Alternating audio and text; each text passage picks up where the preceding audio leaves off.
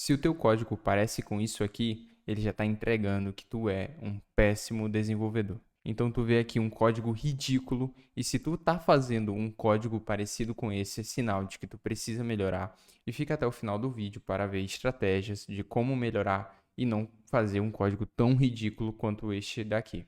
E não é sobre framework, não é sobre você fazer prompt na IA, é basicamente sobre você entender e como melhorar um código que está feio para um código muito melhor e que pode ser melhorado bastante. Então, se tu vê esse código aqui, ele poderia ser resumido em basicamente 5, 10 linhas, no máximo. Então, quando tu vê um código feio, talvez você possa ver um código lá e ache que é ok, mas ele pode ser um código feio se ele não seguir boas práticas. Então, vamos ver quais são essas boas práticas a partir de agora. A primeira boa prática é você dar nomes significativos. Então você vê aqui um péssimo exemplo, é você colocando o nome de uma variável como se fosse um D, ou de forma abreviada. Então se tu for ver esse ARR, você não vai saber que é um array. Assim como muitas pessoas fazem, por exemplo, nomear uma coisa como quantity e colocar QTY.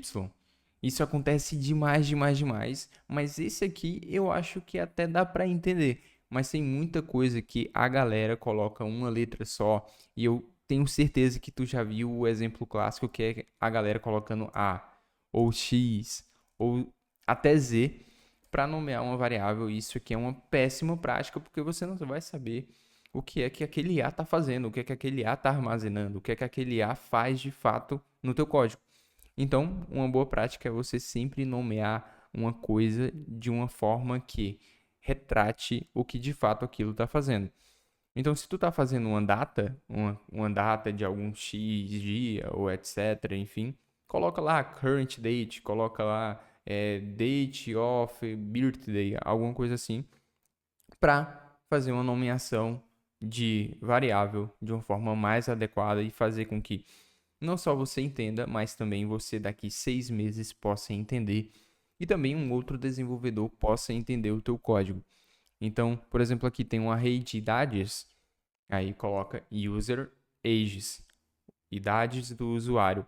Não vai colocar, por exemplo, o que é que poderia ser 18, 22 e 33. Sei lá, uma sequência de números qualquer. Poderia ser, por exemplo, ID de usuário que é premium, sei lá. Então, se tu não nomeia o teu array, a tua variável, o teu objeto de uma forma adequada, a gente não vai conseguir entender qual é o contexto daquela tua variável e nem vai saber se aquilo realmente tem necessidade.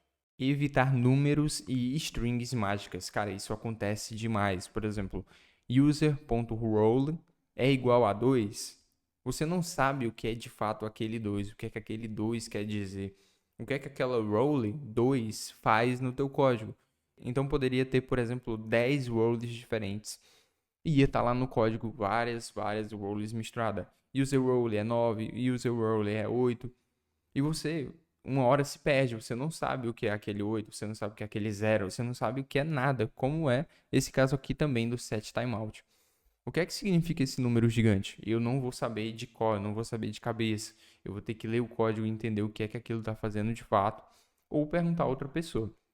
Mas isso pode ser evitado colocando constantes, colocando uma nomenclatura que faça sentido para aquele número, para aquela string mágica. Então, por exemplo, aqui eu sei que o 2 significa role admin. Então, eu sei que o usuário é um usuário admin e ele vai ter um acesso garantido. Como é aqui que está muito mais claro de entender.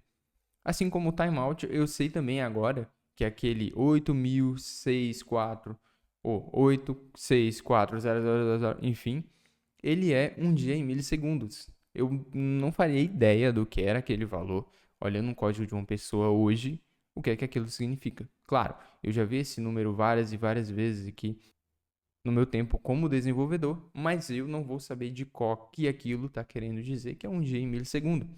Então se coloca uma constante para falar que aquilo é de fato um dia em milissegundo, porque uma pessoa pode não compreender. Saber usar Early Return para evitar alinhamentos profundos, que é o famoso Deep Nesting. Então tu vê aqui um código ridículo, ridículo, ridículo. Eu aposto que tu já viu um código parecido com esse, né? Tem até eu acho que é do Mortal Kombat, né? Alguma coisa assim, que o cara tá fazendo, né, como se fosse o código levando isso aqui, né, não sei o que é, levando o código pra direita, né? E tu vê que esse código aqui, o cara que fez ele com certeza não vai saber explicar hoje. E é uma porcaria. Tu vê que esse código aqui, né, com certeza isso aqui também poderia ser. Tem um if return aqui que tá fazendo if not empty e aí tá fazendo essa validação, etc. Daria tudo isso aqui para ser também, sei lá, umas 10 linhas. E quarto, mas não menos importante, evitar ifs desnecessários. Aqui a gente já viu anteriormente sobre ifs, mas eu queria abrir uma sessão especial para falar só sobre isso aqui. Isso aqui está sendo muito presente agora em códigos feitos com IA, mas também códigos de desenvolvedores iniciantes ou que não se preocupam com a qualidade de código.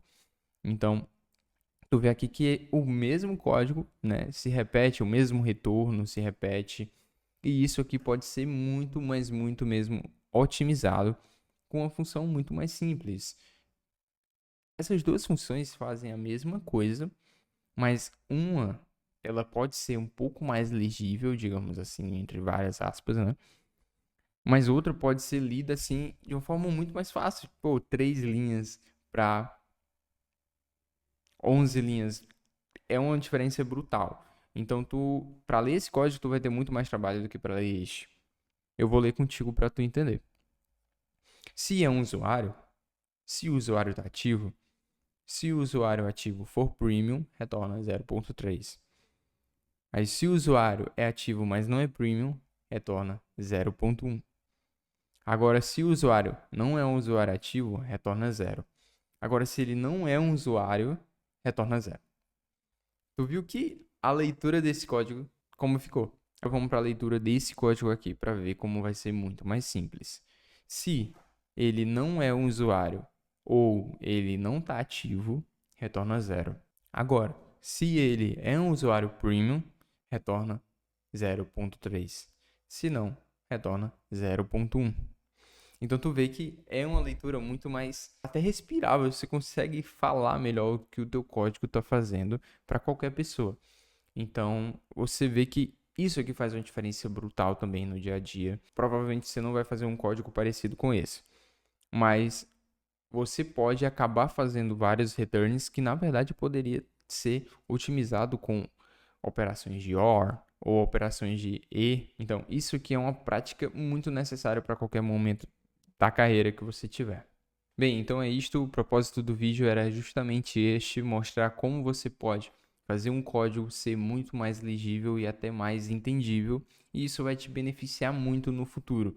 E se tu gosta de boas práticas e entender como você pode melhorar o seu código com Clean Code ou outras boas práticas, considera ver esse vídeo que está aparecendo aqui para ti. Também não se esqueça de se inscrever, comentar e compartilhar esse vídeo com um desenvolvedor que está precisando assistir um material como este.